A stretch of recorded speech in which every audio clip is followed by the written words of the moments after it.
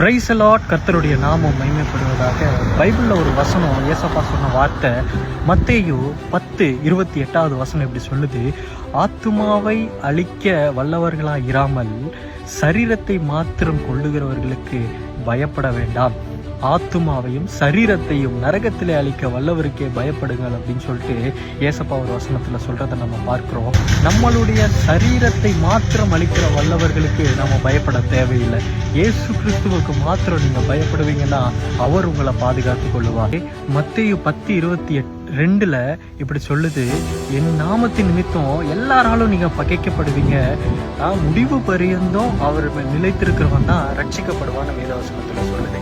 நீங்க ஒருவேளை இயேசுவின் நிமித்தம் எல்லாரால பகைக்கப்படுகிறீங்களா, உங்க குடும்பத்தால வெறுக்கப்படுறீங்களா, நீங்க முடிவு பரியந்தம் அவருக்காக நில்லுங்க, நீங்க தான் ரட்சிக்கப்படுவீங்க. கண்டிப்பா இந்த வசனத்தை பிடிச்சு கொள்ளுங்க.